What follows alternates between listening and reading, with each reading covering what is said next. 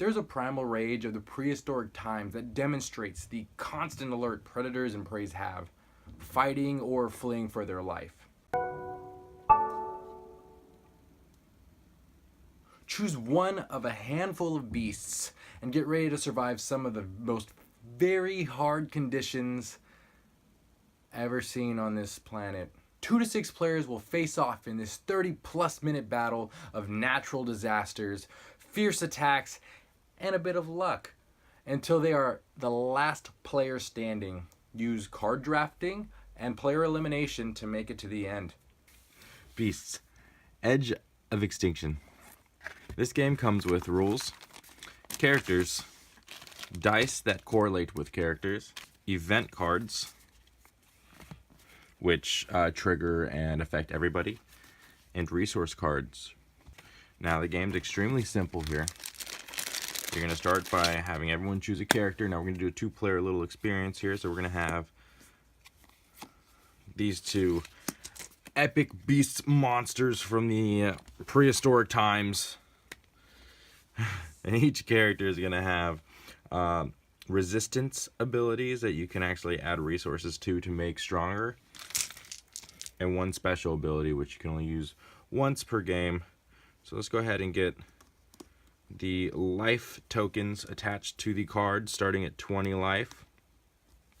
Let's go ahead and get the die that correlates with the character. Shuffle these bad boys up. And let's get the game going here. To begin, everyone's going to go ahead and draw a resource card 1 at a time until they have 3. And I'll explain them as they go. This is one of those cards that include resistance, so you can give him like an additional resistance to fire. Dodos are a multi-use card. They either help you regain health, or you could actually like save them up, and each dodo type has different abilities, whether it be like defensive or offensive. This is a lure that you could use against an opponent that will make them lose life. This another is kind of like an ability here, draw 2 cards. This is an additional attack that you can add to your dice roll. And we've seen this before, but that's what that character is going to get here. Let's get this out of the way so it's not too bright right there. Perfect. Alright, so to begin the game, an event is turned over. And this event says that tensions are high. Each player rolls to attack the player to their right. So let's say this character rolls a 1 for an attack. All they need is a 1 or more, which they do. So now this player rolls to attack 6. Now, he got a 1, so that's actually 5 damage right there, right? This is a 2-player game. 1, 2, 3, 4, 5. This is a 2-player game, so, obviously the person on the right is going to be the person next to them. So that's 1. I'm going to go ahead and discard this. That's how you start the round. Now you get 2 actions.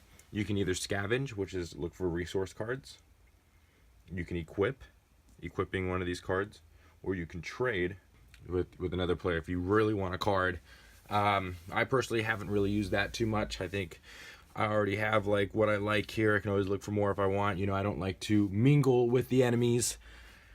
So I'm just going to go ahead and do a little thing I like to call equip and attack, which adds a +1 to my roll.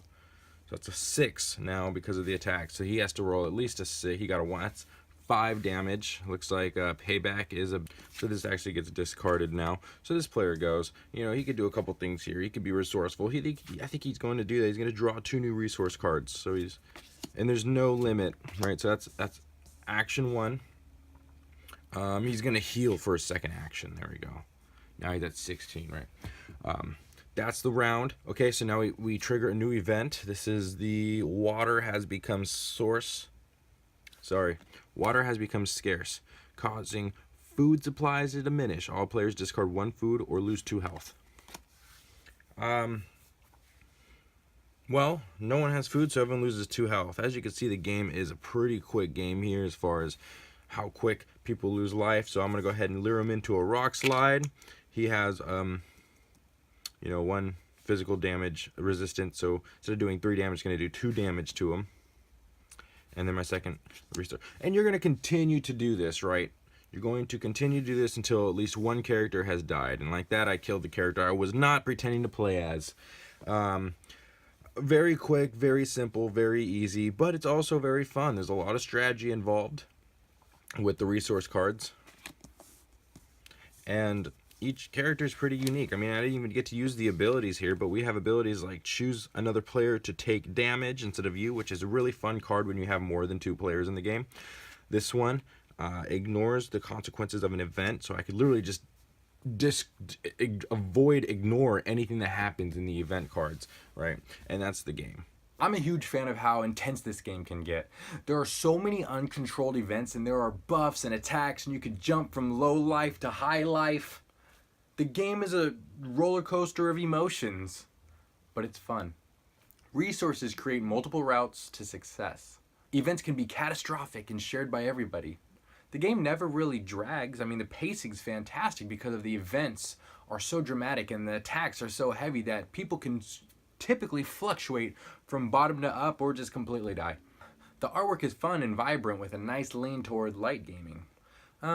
With the fact that there are so many uncontrolled variables in this game, I don't like how unbalanced a game can get. There's so many obvious press luck issues with card drafting that maybe you never actually draft any health. Maybe you are consistently getting hurt by instants, or the events are very catastrophic. Maybe you just don't have an opportunity to recover from something as devastating as that. But the thing is, this is just what the game is. You just expect the game to just be like this. It looks like this. It plays like this. There's nothing that's oversold about the game. It's really hard to find something I don't like about it. It's a quick battle game with ready mechanics and already seen before gameplay. Everyone already knows what to do. You draw a card, you play a card, or you attack. We all draw event at the beginning of the turn. We've all done it before. If you're looking for a quick battle game for up to 6 players with a prehistoric theme and accessibility and gameplay that give this a lighthearted elimination game experience, plus a lot of catastrophic events, a lot of food, and a lot of attacking other people who probably get mad when you just attack them, so you gotta attack the other person to make sure they're both even in life, so it doesn't seem like, you gotta be super PC like that. You gotta be very passive like that, because you're not a bad person, right? Other than that, there's zero innovation, but you'll always find fun. What do you think? Do you think this is something you'd play? Do you like the prehistoric theme? Tell me below. What's your favorite dinosaur that demonstrates the alert predators and prey? Why did I say it like that? Beasts, edge. Beasts, edge. Oh my god. Beasts, edge of extinction. Oh my.